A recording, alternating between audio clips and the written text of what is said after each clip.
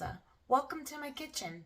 Tonight I have a little bit of a sweet tooth, so I want to make a quick and easy low-carb dessert. So today I'm going to be making a keto chocolate cheesecake mousse.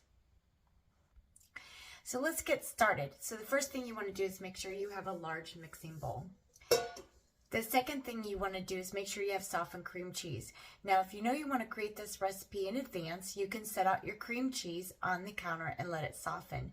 If you don't have time to do that, or you're just making this at last minute, you can microwave it in 30-second increments until it's soft. Let's do that. So this recipe calls for a blender, so I'm just using my Ninja blender. And this size blender is a 24 ounce. And this is the Ninja blender that I'm using.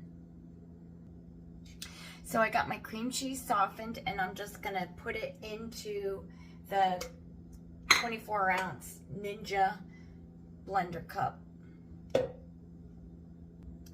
So the next thing you want to do is add 2 tablespoons of your powdered sweetener. I use Swerve, that's my go-to brand. However, you can use any brand just as long as it's your sugar substitute such as Swerve. And make sure it is Confectioner sugar.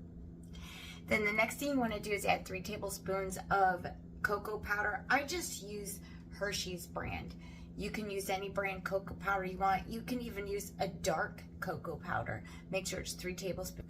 So the next thing you want to add is a 1/4 cup of warm water. Not boiling hot water, just some warm water. And then the next thing that you want to mix into this mixture is 3/4 teaspoons of peppermint extract. However, I only have mint, so mint will work either way. So you can use mint or peppermint. Just make sure it's 3/4 teaspoons. And then you're just gonna put the lid on and blend until it's nice and smooth and creamy. So when it's done, it should look like this, nice and smooth. So you want to make the heavy whipping cream, and I always make my homemade. You can use Cool Whip or a sugar-free type of whipped topping if you're in a hurry, but I like to keep mine low carb and keto friendly, so I make mine homemade. So you want to start off with adding a 1/4 cup of your Confectioner powdered sugar. Once again, I use Swerve. And then you're going to add your vanilla, and that's just going to be a 1/2 teaspoon of vanilla. And then finally, you're going to add your heavy whipping cream, and you're just going to add 1/3 cup of heavy whipping cream. You're just going to blend that with either a stand mixer, or you can just use a regular hand mixer. Just make sure you have the whipped blade. And you want to make sure when you whip it, you get soft peaks. Okay, so when your soft peaks form, it's going to look just like this. So after you folded your mousse into your whipped cream, you want to make sure you fold it in till there's no streaks, and it should look like this. Then you're going to find your favorite serving bowl, and you're going to put it in your favorite serving bowl and put it in the refrigerator to chill for about 1 to 2 hours until you're ready to serve it. And then you could top it off with any of your favorite toppings. You can use Lily's chocolate chips as long as they're sugar-free. Any type of chips that you want, any type of topping would work.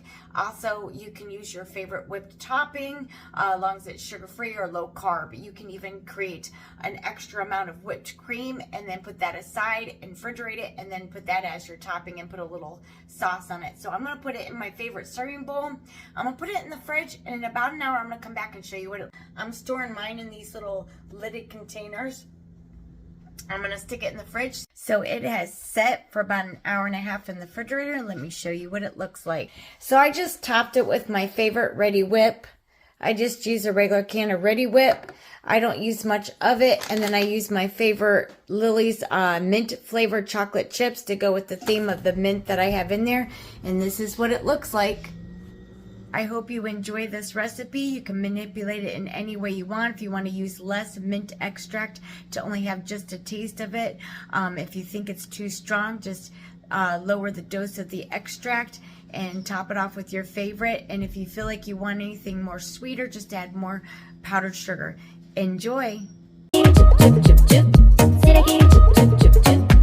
쓰레기 줍줍줍줍 쓰레기